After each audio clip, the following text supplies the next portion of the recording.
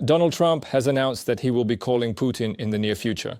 Yes, friends, you heard that right. This is the seventh call, the seventh attempt by the American president to exert any influence on the Kremlin dictator. Spoiler, I think this attempt will also be unsuccessful, but nevertheless. Many are saying that this is a summons to the carpet after the bunker grandpa's trip to China. Well, let's see how this all turns out. In addition, Putin has once again called Moscow the best place for a meeting with Zelensky and accused Ukraine of being unable and unwilling to negotiate. You understand that inviting Zelensky to Moscow is essentially a slap in the face to all the initiatives Donald Trump is making in the context of peace negotiations. But besides all that, we'll talk about the Putin regime's lackey, Robert Fico, who is the Prime Minister of Slovakia. He came to Ukraine to meet with Zelensky. The negotiations took place in Uzhhorod. What was agreed upon, and did Zelensky promise not to strike at the Russian oil industry? All the details are in the report. My name is Alexander Prepodobny. Let's watch the report and discuss it together with the expert. Following the coalition meeting, the participants declared their readiness to deploy peacekeeping contingents on Ukrainian territory after the war ends. At the moment, we have 26 countries that have officially committed to forming support forces and deploying troops on land, sea, or in the air as part of security guarantees for Ukraine the day after a ceasefire and the onset of peace. The EU insists that in order to begin real negotiations to end the war in Ukraine, a ceasefire must first be achieved. Our goal remains clear. The European Union supports an immediate, complete, and unconditional ceasefire. Only in this way can proper conditions for real negotiations be created. Now more than ever, UN members need to increase pressure on Russia to stop the killings and start meaningful negotiations. Putin called Moscow the best place for a meeting with Zelensky, and his press secretary Peskov clarified that this is an invitation to talk, not to surrender. By the way, Donald asked me if possible to arrange such a meeting. I said yes, it's possible. After all, if Zelensky is ready, let him come to Moscow. Such a meeting will take place. Naturally, President Zelensky mocked the Russian statements and said that they are doing everything to delay peace negotiations. I believe that, when you don't want a meeting to happen, you invite me to Moscow. Russia has started talking about a meeting, which is already something. But so far, we do not see any desire on their part to end the war. And adult leaders at a meeting of this level should come out with some kind of result. Putin also stated that NATO troops in Ukraine would be legitimate targets for Russia and cynically commented on security guarantees. As for the possible deployment of military contingents within the sovereign territory of Ukraine, it is unequivocally one of the primary and most significant reasons for the persistent efforts to draw Ukraine into the North Atlantic Treaty Organization. Therefore, should any foreign troops or military personnel appear there, especially at this critical juncture during active and ongoing hostilities, we unequivocally proceed from the fundamental understanding and firm conviction that they will be considered legitimate and justifiable targets for destruction. And if crucial decisions are ultimately reached that lead to peace, to a long-term peace, then I simply see no reason for them to be present on the territory of Ukraine. That's all.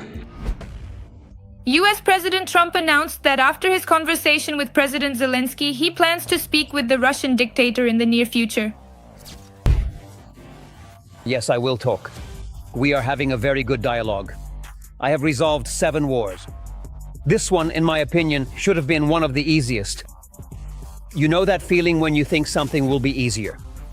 It turns out it's a bit more complicated. But in my opinion, it should have been easier because of my relationships with President Putin and with Ukraine. But we will manage. We are going to sort this out. The Prime Minister of Slovakia, Fico, after meeting with Putin in Beijing, is going to Ukraine to meet with President Zelensky. The negotiations will take place today. That's why I want to take advantage of this meeting, Mr. President, to ask if I can convey any message from you, since we have been closely following the situation there together with the United States. I would be very grateful if you could provide me with some basic information about where we stand and what we should expect, because on the one hand, I am being harshly criticized for being here and meeting with you, but on the other hand, tomorrow everyone will be asking what President Putin told you. While the entire civilized world is trying to find a solution to end the war as soon as possible, Putin and his inner circle continue to lie and speculate, which proves they are still not interested in peace. So, Igor Zelensky is joining our broadcast, a political scientist and head of the Center for Analysis and Strategy. Igor, hello, we're glad to see you. Good evening, hello. Putin is at it again. Here's what the Kremlin dictator said. The best place to meet with Zelensky is Moscow. The Kremlin dictator said all this at the Eastern Economic Forum. In terms of actions, what does this statement mean? Obviously, this is still a blockade of further negotiation processes. But today, I even ironically suggested, suppose we even went to Moscow. How would we organize that? Well, unless to cram everyone in to make a joint delegation on Air Force One together with Trump so that the Americans would directly protect the Ukrainian leader. But since that's basically like walking into a lion's den, well, that's madness. It's truly madness. And this in no way demonstrates any willingness on the part of the Russian Federation to engage in real dialogue right now. Moreover, I should note that 7 countries today are offering their services as platforms for negotiations, neutral ones. Places where there would be no risks, not from the International Criminal Court or anything else, where there are good relations directly with Putin, but Putin is not going for this. Do you see them as excessive in his view? And according to him, these aren't even demands. You know, these are certain standards of good conduct. And so on. I mean, some basics of diplomacy, considering that Russia is the aggressor. Well, Putin then speculates, but in that case, we could suggest he come to Kyiv, after all, the mother of Russian cities. So by all means, we're waiting, but definitely not with a parade. Let him come and then we'll see. That's an equivalent position. It's interesting to agree, of course, but you definitely shouldn't expect an answer. The question is purely rhetorical. Well, yes, if he's scared, let him bring a shaman with him. Let the shaman sing him the song I Am Russian in his ear when he's most afraid. But seriously, these agreements, or rather the attempts to organize some kind of security guarantees for Ukraine that European leaders are working on, and the attempts to explain all this to Trump, tell me, what's the point of these discussions in terms of coordinating with Russia if Russia doesn't agree to anything? That is, Putin has made it perfectly clear. If troops from any foreign contingents are present during hostilities, they become a target for the Russian Federation. If they arrive after the fighting is over, then what's the point of them being there? So once again, there are simply no options. Tell me, is there some kind of line after which our Western partners will realize that there's no need to ask Russia? Russia will always be against everything. Against stopping the war, against foreign contingents. Do you believe that? In fact, some Western leaders are already saying this openly. If I'm not mistaken, there was a recent statement by Mr. Rutte who noted that it's up to Ukraine to decide whether foreign troops should be here or not. Similar points have also been voiced by European Commission spokespersons. Again, regarding the possibility of compromise on certain points, pay attention to this. For example, President Zelensky said that Ukraine's membership in the EU is a separate point in the security guarantees. Putin, twice in China and at the Eastern Economic Forum, noted that in principle that's the case. And Russia is not against Ukraine joining the EU. So I think we need to seize on this, show it to Orban, show it to everyone who keeps putting obstacles in the way. Obstacles for Ukraine on its path to European integration. Here you go, even the aggressor agrees. So in reality, I think it's possible to find certain small points of contact, but that doesn't change the main thing. It doesn't change the fact that the aggressor continues the war and does not want to stop this very war. When there is no understanding as to why European troops would be needed after the war stops, well, that basically amounts to a confession that Putin will try to attack Ukraine again. Every voice matters. Join our community, support independent journalism and help us bring you the truth from Ukraine. Become a member of Ukraine Today. Join us now. Recently, Europeans have had contacts with Trump. Trump also, as I understand it, spoke with Zelensky. So please explain, isn't there a danger that Trump, in yet another attempt in this kind of agony to find someone to blame for the complete failure of the diplomatic track with Russia, will say something like the following? Well, look, Zelensky doesn't want to fly to Moscow. What can I do? That's what he says, right? It's like 2 kids playing in a sandbox. One invites the other to his house, but the other doesn't want to go. Honestly, I predict something like that will happen. Do you think about this? Well, it's clear that there will be another wave of negativity directed at Ukraine. But by the way, here's a continuation of my half-joking idea. What if Zelensky is put on board the President of the United States plane?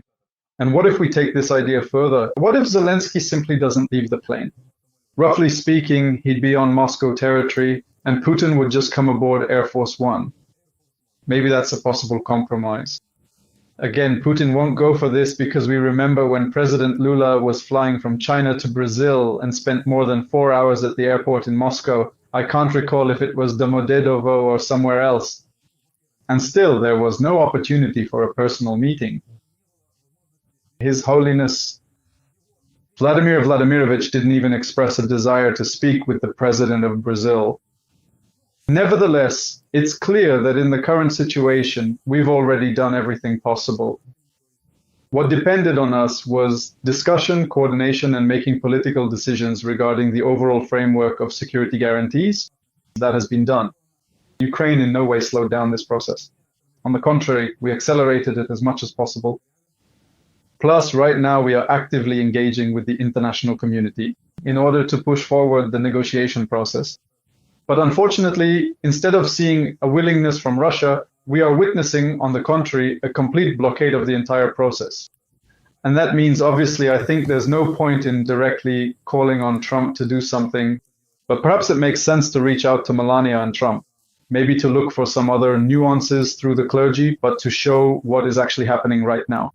After all, Putin has no intention of stopping. He has openly stated that he will attack Ukrainian power grids, our system, and will try to plunge all of Ukraine into darkness. These are direct statements about future crimes against humanity, against the Ukrainian people. Again, Zelensky said that security guarantees for Ukraine must take effect immediately without waiting for the cessation of hostilities. It is important that the security guarantees promised by the countries in the coalition of the willing begin to work immediately, without waiting for the end of the war. Tell me, please, will the Europeans agree to this? Will there be, besides the statements you mentioned already from Mark Rutte that this is Ukraine's business?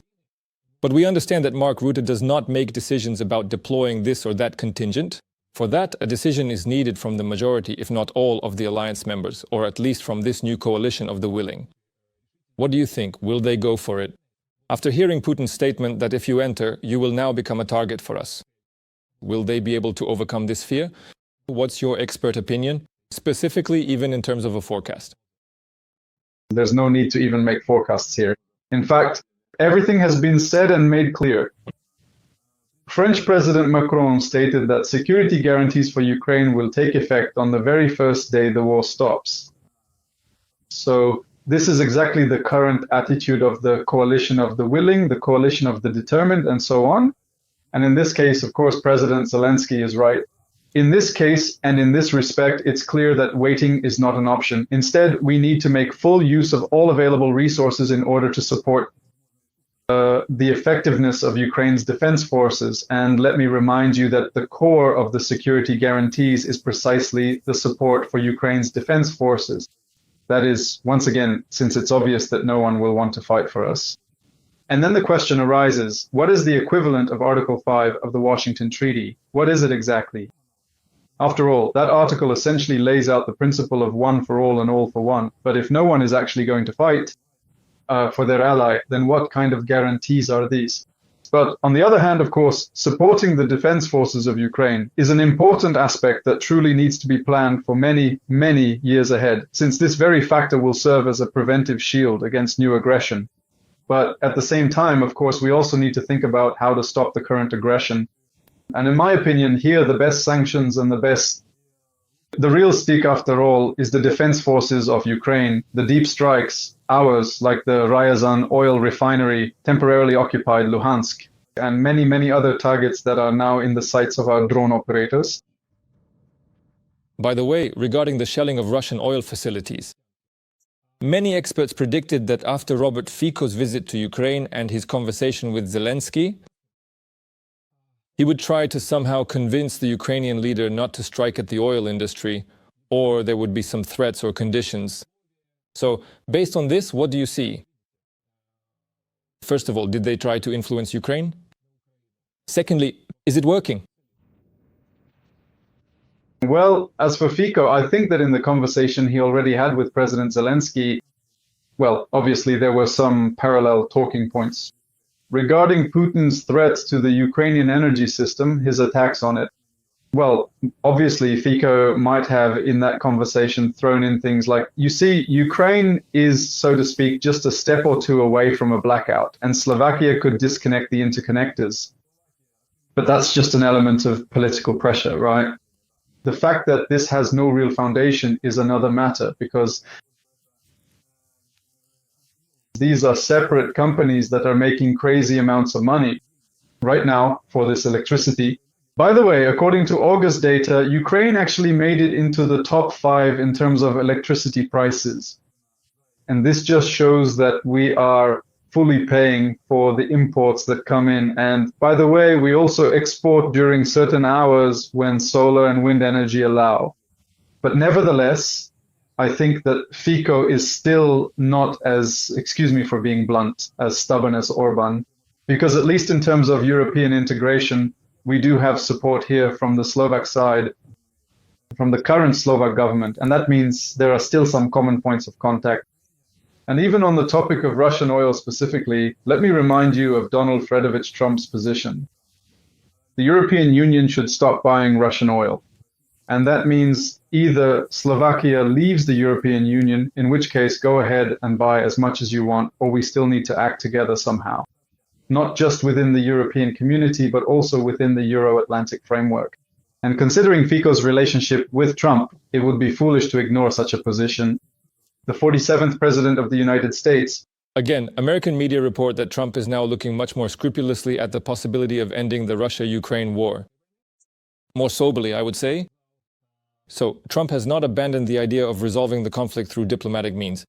On Thursday, as we already mentioned, he held a video conference with the President of Ukraine and European leaders. But in addition, Trump notes that it is very important to increase pressure on China. He emphasizes that Beijing supports Russia's military actions and should face economic consequences for this. Tell me, please, is there anything the United States can actually threaten China with right now, not just in theory? I mean, really, are there any tools that could limit China's support for Russia? Trade? Again, trade. As Trump said, China needs the United States more than the other way around. That's actually true. Despite the elaborate parade, and despite all of Xi's significant statements that we are at a critical crossroads, either enduring peace or devastating war and so on, the American market still remains the second most important for China, following closely after the European one. Consequently, any substantial changes in international trade will seriously and directly impact China. Plus, right now, the United States government is still deeply involved in ongoing negotiations with Beijing regarding the precise terms and conditions of trade between these two significant global economic powers. I believe this is exactly where the vast majority of the critical questions and concerns currently lie, and consequently, a considerable number of potential problems and significant challenges could be created directly for China, despite their rather cautious and deliberate wait-and-see stance, which they have consistently favored and maintained lately. We'll see. Thank you very much, Igor, for joining us. Igor Zelensky, political scientist and head of the Center for Analysis and Strategy, was on Ukraine today. All the best. Thank you.